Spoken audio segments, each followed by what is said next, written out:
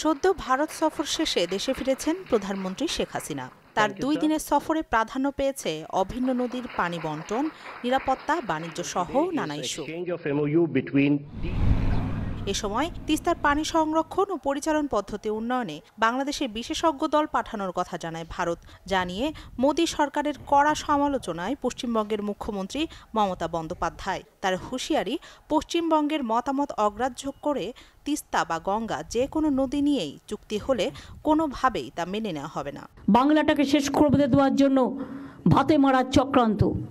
আবার বলছে তিস্তার জল দেবে, যেন মনে হচ্ছে মহারাজ সব। একতরফা কোনো সিদ্ধান্ত নেওয়া হয় তাহলে কিন্তু বাংলা জুড়ে আন্দোলন চলবে। মমতা বলেন, নিজেদের স্বার্থ বিসর্জন দিয়ে কোনো ব্যাপারে আপোষ করবে না পশ্চিমবঙ্গ সরকার। তার প্রশ্ন, শুষ্ক মৌসুমে নিজেরাই পানি পাচ্ছেন না, বাংলাদেশকে দেবেন কিভাবে?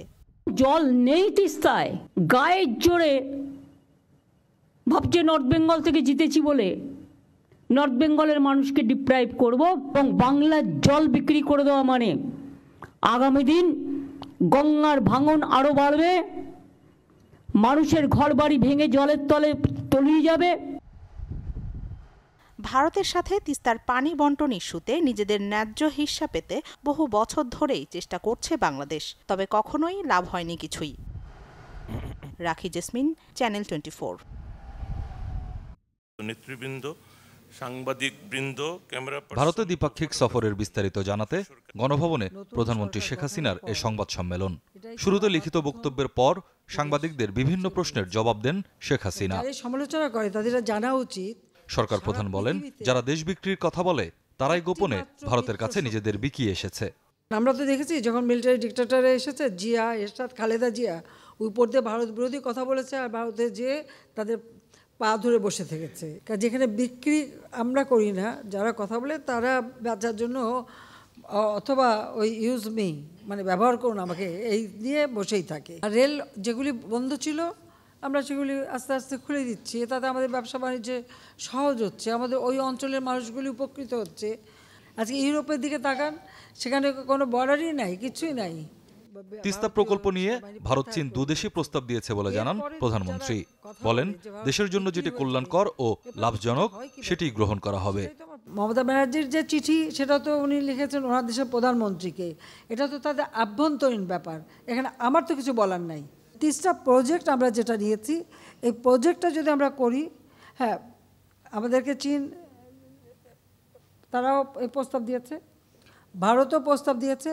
অবশ্যই আমি এটা বিবেচনা করব, কোন প্রস্তাবটা করলে পরে আমার দেশের মানুষের কল্যাণে আসবে, আমি সেটাই গ্রহণ করব। ভারত যখন এগিয়ে আসছে, আমরা এটাই মনে করি যে ভারতের সাথে যদি আমরা এই তিস্তা প্রজেক্টটা করি, সেটা আমার দেশের এই পানি নিয়ে আর প্রত্যেকদিন প্যাঁ প্যাঁ করতে হবে না, আমরা সেই সুবিধাটা পাবো।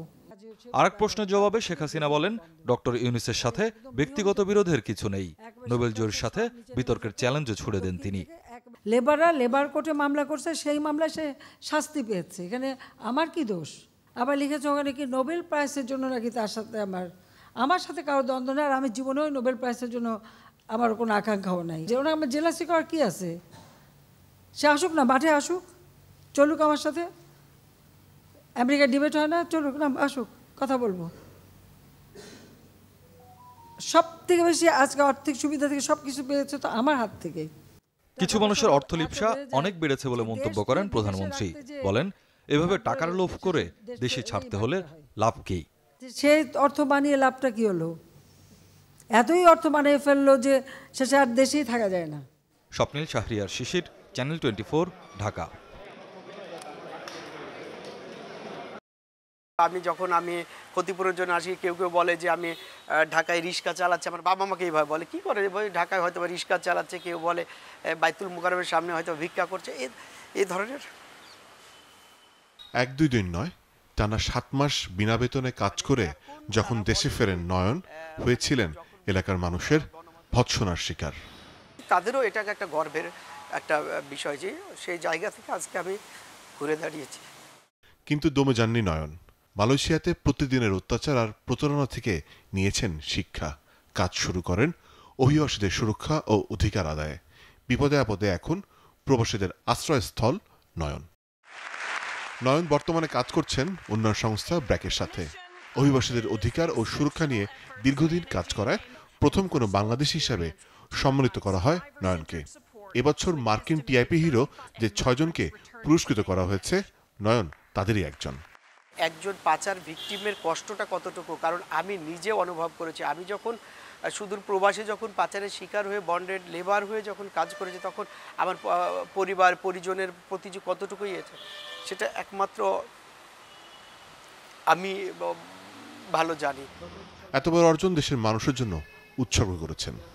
বাবা মা তো সবসময়, আমি যখন ধরা গেছে তখনও আমাকে নিয়ে তাদের আত্মবিশ্বাস ছিল, কিন্তু এখন আমার সেই সমাজ, এখন তারা গর্বিত বা তারা বলে যে আমাদের মানে গর্ব হয় যে তুমি এখন এই কাজ করছো বা এরকম জায়গায় একটাই করছো। বাংলাদেশি হিসেবে অভিবাসীদের সুরক্ষা ও অধিকার আদায় নিয়োজিত আলামিন নয়নকে পাচারকারীদের মিথ্যা মামলায় যেতে হয়েছিল jail হাজতেও। Morshed Hasib, channel 24, Dhaka.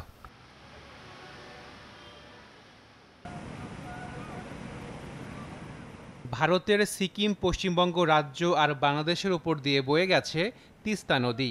315 kilometre দৈর্ঘ্যের তিস্তার বাংলাদেশ অংশে আছে 115 কিলোমিটার। এই নদীর পানি বন্টন নিয়ে কম জল ঘোলা হচ্ছে না দুই দেশের রাজনীতিতে। ভারতের তৎকালীন প্রধানমন্ত্রী মনমোহন সিং 2011 সালে ঢাকা সফর করেন। সে সময় তিস্তার পানি বন্টন নিয়ে চুক্তি হবার কথা থাকলেও পশ্চিমবঙ্গের মুখ্যমন্ত্রীর বিরোধিতায় ভেস্তে যায় সেই উদ্যোগ। সম্প্রতি বাংলাদেশের প্রধানমন্ত্রী নয়াদিল্লি সফর করেন, যেখানে ভারতের প্রধানমন্ত্রীর সাথে তিস্তা এবং গঙ্গার পানি বন্টন চুক্তির নবায়ন নিয়ে আলোচনা হয়। জল নেই তিস্তায়, আর এতেই চটেছেন পশ্চিমবঙ্গের মুখ্যমন্ত্রী মমতা বন্দ্যোপাধ্যায়। একতরফা কোনো সিদ্ধান্ত নেওয়া হয় তাহলে কিন্তু বাংলা জুড়ে আন্দোলন চলবে, দেশ জুড়ে চলবে। নদী গবেষক ইনামুল হকের মত, তিস্তার পানি কোথায় আটকে আছে সে বিষয়ে গবেষণা করে প্রকৃত তথ্য সামনে আনা উচিত। যখন মমতা বলছেন যে তিস্তায় তো জল নেই, তখন জল তো সিকিম আটকে রেখেছে, কিন্তু সিকিম বলছে আমি আটকাইনি। তাহলে একটা দুই বাংলার একটা যৌথ টিম সিকিমে গিয়ে দেখা দরকার ছিল কোথায় পানিটা আটকে আছে, যার ফলে সেই পানিটা আসছে না এবং মমতা দিতে চাচ্ছে না। পশ্চিমবঙ্গের মুখ্যমন্ত্রীর অবস্থানের পর পানি বন্টন চুক্তির ভবিষ্যৎ নিয়ে আশঙ্কা প্রকাশ করলেন সাবেক এই রাষ্ট্রদূত।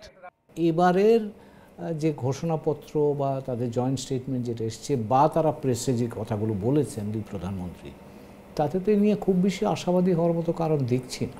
তিস্তা গঙ্গা চুক্তি সেটা 26 সালে শেষ হবে, 30 বছর মেয়াদের। আমরা তো সেটা চাই যে আবার নবায়ন হোক। মুখ্যমন্ত্রী মমতা বন্দ্যোপাধ্যায় বা তার দল তৃণমূল কংগ্রেস যে অবস্থান ঘোষণা করেছে সেটা কিন্তু আমাদের একটু শঙ্কিত করে। তার কারণ তবে যে পরিস্থিতি তৈরি হয়েছে তা কূটনৈতিকভাবেই সমাধান করতে হবে বলে মনে করেন হুমায়ুন কবির।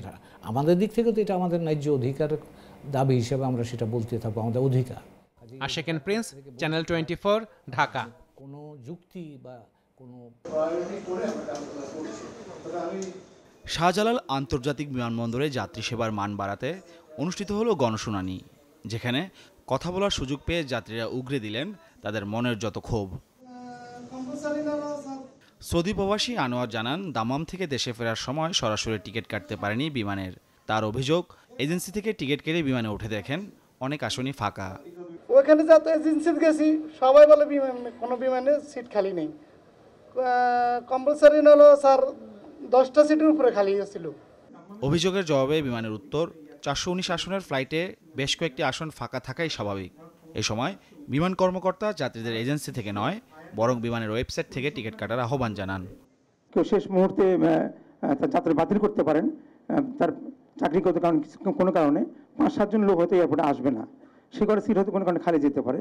দেশে ফিরে কাস্টমসের লাগেজ স্ক্রিনিংয়ের হয়রানি, ইমিগ্রেশনের সময় ক্ষেপণ সহ নানা বিষয়ে অভিযোগ উঠে আসে শুনানিতে। আমরা এতটা জার্নি করে আসছি, এতটা পথ, এরপরে বাংলাদেশ বিমান ওই জায়গায় 2-3 ঘন্টা ডিলে করছে। আমাদের একটু হয়তো স্ক্রিনিং আপনারা করেন, এমনভাবে করেন যাতে অতি তাড়াতাড়ি হয়ে যায়। যার উত্তর দেন বেবিচক চেয়ারম্যান।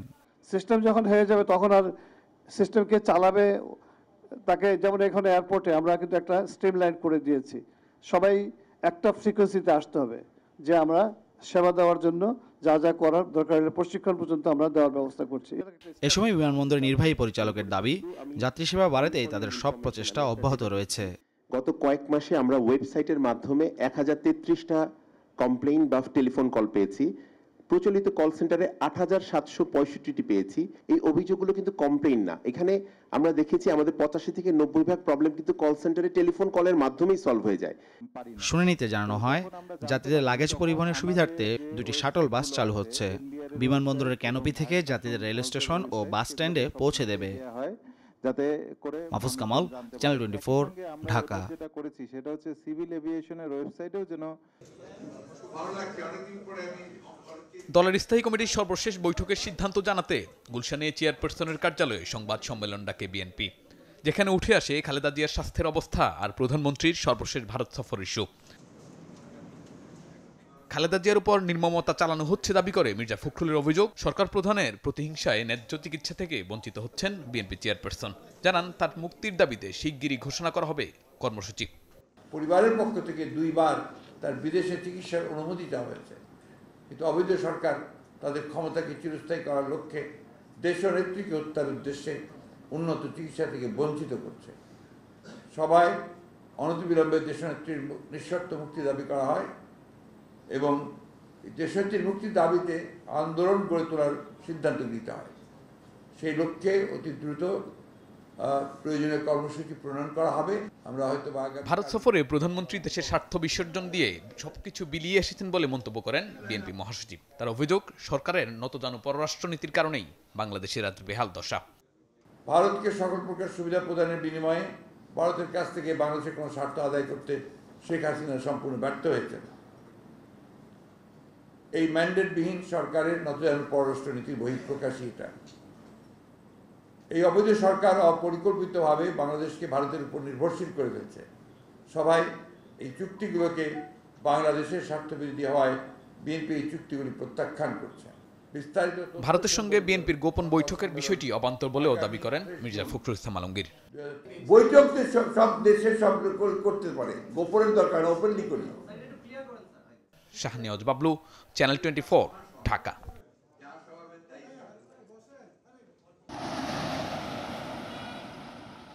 দক্ষিণ পশ্চিমাঞ্চলের সাথে দেশের বাকি অংশের যোগাযোগে আমূল পরিবর্তন ঘটিয়েছে স্বপ্নের পদ্মা সেতু। এ পথে যাত্রায় সময়, দুর্ভোগ দুটোই কমেছে। আশা করা হচ্ছিল দ্রুত পদ্মা সেতুর সহজ যোগাযোগ ব্যবস্থা বদলে দেবে দক্ষিণ পশ্চিমাঞ্চল, বিশেষ করে খুলনা বাগেরহাট জেলার অর্থনৈতিক চালচিত্র। তবে গেল 2 বছরে এই 2 জেলায় 11টি ছোট ও মাঝারি শিল্প কারখানা ছাড়া বড় পরিসরে কোনো প্রতিষ্ঠান কাজ শুরু করেনি। এমনকি চালু হয়নি বন্ধ পাটকল সহ অন্যান্য কারখানাও। এতে স্বপ্নপূরণ যেন অধরাই রয়ে গেছে খুলনা ও বাগেরহাটের মানুষের। এটা 2 বছর হয়ে গেল পদ্মা সেতুর বয়স, আমরা সেই সুফল পাই নাই।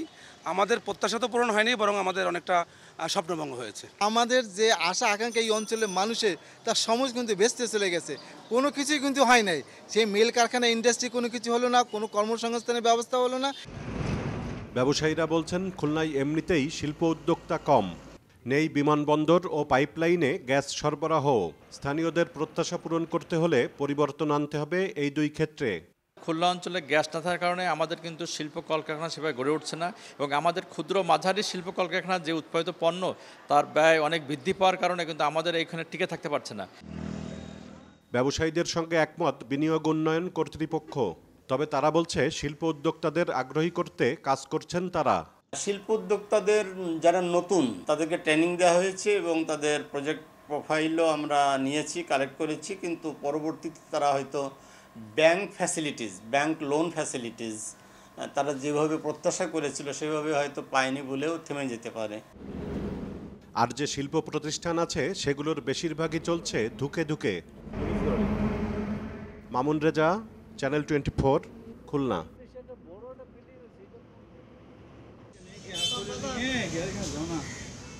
বুয়েটের বিশেষজ্ঞদের তত্ত্বাবধানে প্রায় 10 মাস ধরে চলছে জরাজীর্ণ চট্টগ্রামের কালুরঘাট সেতুর সংস্কার কাজ, যাতে সেতুটির স্থায়িত্ব বাড়ানোর পাশাপাশি চলছে রেল ট্র্যাক, সড়ক মেরামত। বেশিরভাগ কাজ শেষ হলেও এখনও চলছে কিছু কার্পেটিং আর রেলিংয়ের কাজ। সংস্কার কাজের জন্য সেতু দিয়ে যান চলাচল বন্ধ, ফলে ব্যবহার করতে হচ্ছে ফেরি। এতে একের পর এক ঘটছে দুর্ঘটনা আর প্রাণহানি। সবশেষ শনিবারও নদীতে ডুবে মারা গেছেন পল্লী বিদ্যুতের এক কর্মকর্তা। এর সাথে আছে পারাপারে সীমাহীন দুর্ভোগ। লাগবে 5 মিনিট, এখন দেখা যাচ্ছে যে আমাকে ঘন্টার পর ঘন্টা সময় নষ্ট করতে হচ্ছে, ফেরিও তো যথাযথভাবে সার্ভিস হয় না। যে জিমে জিমে কাজ করতে এটা কত বছর পর আমরা আসলে পরিপূর্ণ পাই, আমরা চলার মতো, আমাদের ভোগান্তি কবে শেষ হবে আমরা আসলে কোনো জানি না। কতটুকু এখানে গাড়িতে থাকা অবস্থায় মারা গেছে, মানে ঘন্টার পর ঘন্টা আমরা ভোগান্তিতে আছি, আমাদের এই দুঃখটা কেউ দেখার নাই। দ্রুত হয়ে গেলে আমরা মানে দুর্ভোগটা পথ হতো না, এখন মানে অনেক দুর্ভোগ পথ হচ্ছে, যাতায়াত মানে দিয়ে গাড়ি চলাচল হচ্ছে না ঠিকমতো, হেঁটে হেঁটে যাওয়া তো সম্ভব না। এই সেতু দিয়ে এখন চলাচল করছে কেবল কক্সবাজার রুটের ট্রেন। এটি সংস্কার শেষ করার পাশাপাশি নতুন সেতু নির্মাণের কাজও দ্রুত শুরুর দাবি স্থানীয়দের। ব্রিজ হচ্ছে, হবে, একনেকে উঠলো, এই হয়ে গেল, আমরা আশ্বাসের উপরেই আছি। আদৌ হবে কি না সেটা আসলে বলতে পারি না। এই জরাজীর্ণ সেতু এগুলি দিয়ে আসলে আমাদের সমস্যা, দীর্ঘদিনের সমস্যার সমাধান হবে না। 43 কোটি টাকা ব্যয়ে সেতুর সংস্কার শেষ হওয়ার কথা ছিল গেল অক্টোবরে, তবে অর্থ সংকটে কাজ শেষ করতে সময় লাগছে বলে জানায় রেলওয়ে।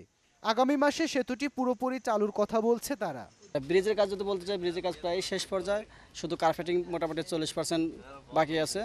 আশা করা যায় সামনে অল্প কিছুদিনের মধ্যে কার্পেটিং এর কাজটাও শেষ হয়ে যাবে। আমার এই যে ফান্ডের ক্রাইসিস একটা বড় কারণ, ওয়াকওয়ের কাজটা শেষ আর কার্পেটিং এর কাজ 70% শেষ, জুলাইয়ের লাস্টে করে কাজটা শেষ হবে। 2023 সালের 1 আগস্ট শুরু হয় ব্রিটিশ আমলে নির্মিত কালুরঘাট সেতুর সংস্কার কাজ। ইবেন মির, চ্যানেল 24, চট্টগ্রাম।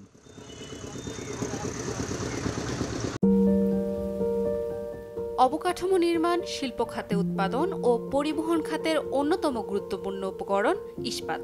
মরিচা পড়ার ঝামেলা নেই বলে যা ব্যবহৃত হয় আসবাবপত্র ও খাবার সংরক্ষণের পাত্র হিসেবেও, যে কারণে বিশ্বজুড়ে বেড়েই চলেছে ইস্পাতের ব্যবহার ও চাহিদা। তথ্য বলছে গেল বছর বৈশ্বিক ইস্পাত উৎপাদনের পরিমাণ ছিল প্রায় 2 বিলিয়ন টন, যার অর্ধেকের বেশি আসে চীন থেকে। অন্যদিকে সর্বাধিক ইস্পাত ব্যবহারকারী দেশ হিসেবেও শীর্ষে আছে দেশটি। করোনা মহামারীর কারণে ব্যবসায় কিছুটা ভাটা পড়লেও রয়েছে উৎপাদনের শীর্ষে।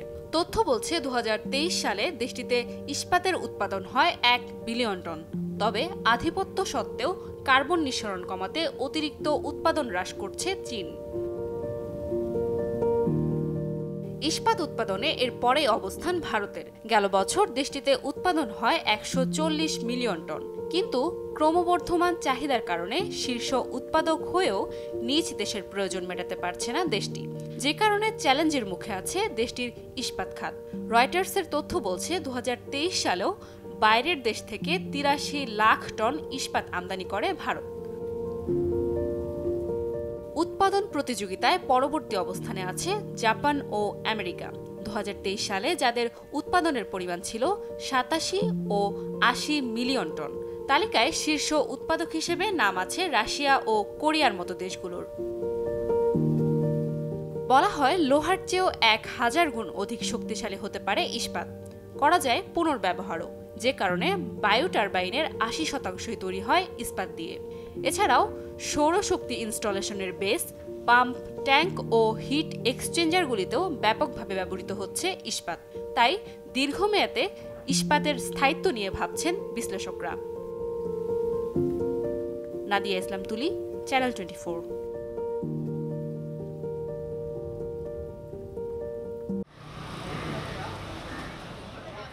কাজের সন্ধানে প্রতি বছরই প্রবাসে পাড়ি জমাচ্ছেন লাখ লাখ মানুষ। তাদের শ্রম আর ঘামে আয় করা বৈদেশিক মুদ্রা সমৃদ্ধ করছে দেশের অর্থনীতিকে। বিএমইটির হিসাবে সবশেষ 2023 সালে বিভিন্ন দেশে গেছেন 13 লাখের বেশি শ্রমিক। এছাড়া চলতি বছরের প্রথম 4 মাসেও সেই সংখ্যা প্রায় 3.25 লাখ, কিন্তু তার প্রত্যাশিত প্রতিফলন পড়ছে না রেমিটেন্স প্রবাহে। এমন বাস্তবতায় বৈধ পথে প্রবাহ বাড়াতে 2019-20 অর্থবছর থেকে পাঠানো অর্থের ওপর 2.5% প্রণোদনা ঘোষণা করে সরকার। বাংলাদেশ ব্যাংকের হিসাবে তার পরের অর্থবছরে দেশে আসে 2,10,000 কোটি টাকা, যার বিপরীতে প্রণোদনা বাবদ ব্যয় হয় প্রায় 5,500 কোটি টাকা। কিন্তু পরের 2 বছরে একই হারে এই ব্যয় অব্যাহত থাকলেও দেশে আসেনি বাড়তি রেমিটেন্স।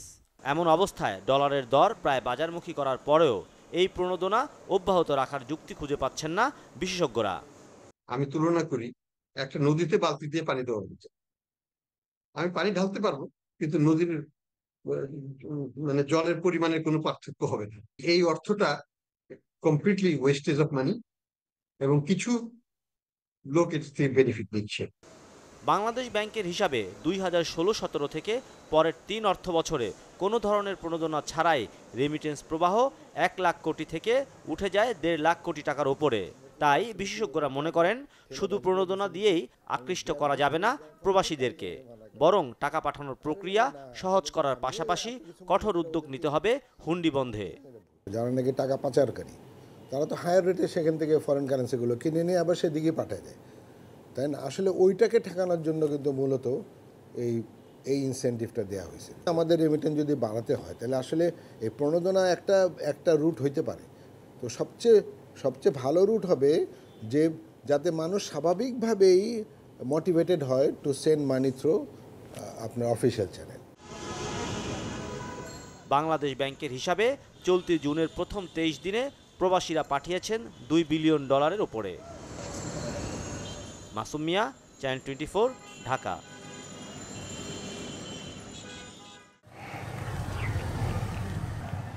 কফির আমদানি নির্ভরতা কমাতে পাহাড়ি অঞ্চল ছাড়াও সমতল ভূমিতে এর চাষাবাদের উদ্যোগ নেয় সরকার।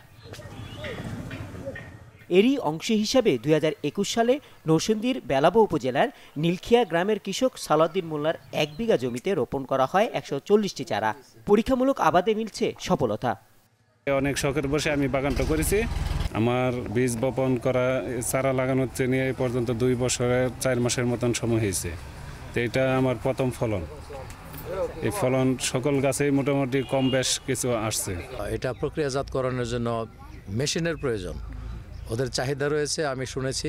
তো এই মেশিনটা যদি সরবরাহ করা হয় অথবা সরকার সহযোগিতা করেন তাহলে আসলে সে অত্যন্ত লাভজনক হবে। সালাউদ্দিনের কফি বাগান দেখতে নরসিংদী ছাড়াও বিভিন্ন জেলার দর্শনার্থীরা ভিড় করছেন বাগানে। অনেক কৃষক আগ্রহ নিয়ে এসেছেন চাষাবাদের প্রক্রিয়াটি পুরোপুরি বুঝতে।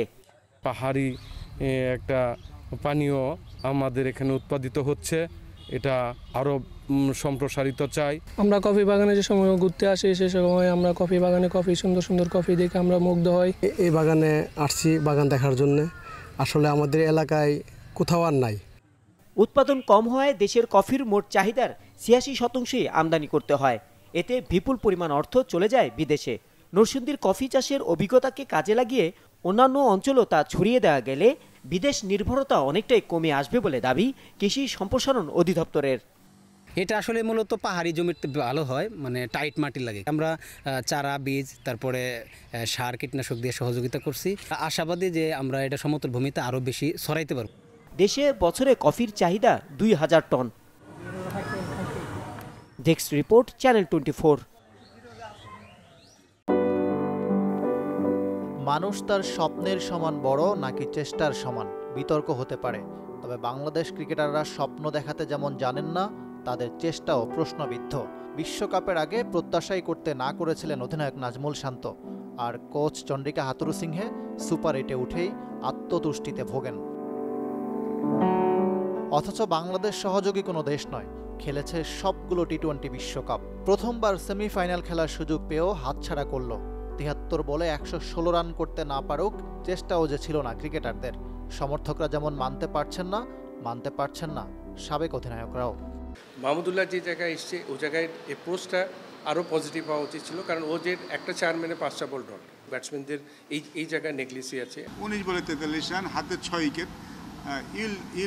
ইল ডু ইট না। সেকেন্ড রাউন্ডে এসে আমার কাছে মনে হয়েছে আমরা কেউ বিশ্বাস রাখতে পারিনি যে বাংলাদেশ সেকেন্ড রাউন্ডে জিতে সেমিফাইনালে যেতে পারে। আফগানরা নিজেদের সবটুকু উজাড় করে দিয়ে খেলেছে। অধিনায়ক, কোচ থেকে শুরু করে সবার শরীরী ভাষায় ছিল জয়ের ক্ষুধা। আর বাংলাদেশ ড্রেসিং রুমে হাথুরুসিংহে নীরব দর্শক। 2 সিনিয়র সাকিব আল হাসান, মাহমুদুল্লাহ থেকেও যেন নেই। তাদের পারফরমেন্সও আর বাংলাদেশকে জাগিয়ে তুলছে না। তাই সময় এসেছে সিদ্ধান্ত নেয়ার। 2026 বিশ্বকাপের জন্য নতুনদের গড়ে তোলার তাগিদ সাবেক 2 নির্বাচকের। 2 বছর পরে এই দুজন খেলবেন কিনা সেটা আসলে তাদেরকেই জিজ্ঞেস করা উচিত। যদি তারা না খেলেন তাহলে ডেফিনেটলি আমাদের এই ওয়ার্ল্ড কাপের পরেই কাউকে ট্রাই করা উচিত, কারণ এই দুজনকে রিপ্লেস করতে হলে কিন্তু আমাদের একজনকে দিয়ে হয়তো চেষ্টা করলে হবে না, হয়তো 3-4 জনকে চেষ্টা করতে হতে পারে। দ্বিপাক্ষিক সিরিজগুলি আছে, এখান থেকে ইয়াং প্লেয়ার, নতুন টিম যদি তৈরি করতে হয় তখন থেকে শুরু করতে হবে, নতুন প্লেয়ারদের সুযোগ করতে হবে। তাই বলে 15 জন চেঞ্জ হবে না, যেখানে যেখানে দরকার হবে খেলোয়াড় ওখানে ওই জায়গাগুলিতে খেলোয়াড় দিয়ে দলটাকে তৈরি করতে হবে। শত সমালোচনার মাঝেও বোলিং ইউনিট পাচ্ছে প্রশংসা। ইকরাম হোসাইন, চ্যানেল 24, ঢাকা।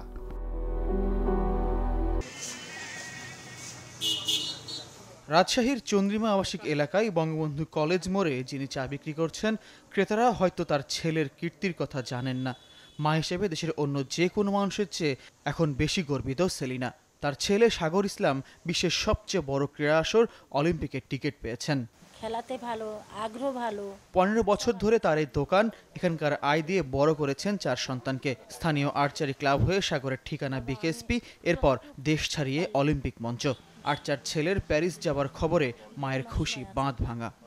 আমার ছেলে গর্বিত যে আমার মার কি করে সে পরিচয়টা দিয়েছে, আমার খুব ভালো লেগেছে। আমার ছেলেরা ঘৃণা করে না, কারণ যা আমি তো এটা থেকে তাদেরকে মানুষ করলাম, প্রতিষ্ঠিত করলাম, তো আমি এটা থেকে ঘৃণা, আমি তো খারাপ কাজ করছি না, আমি ব্যবসা করছি, সংগ্রাম করে আমি চালাচ্ছি।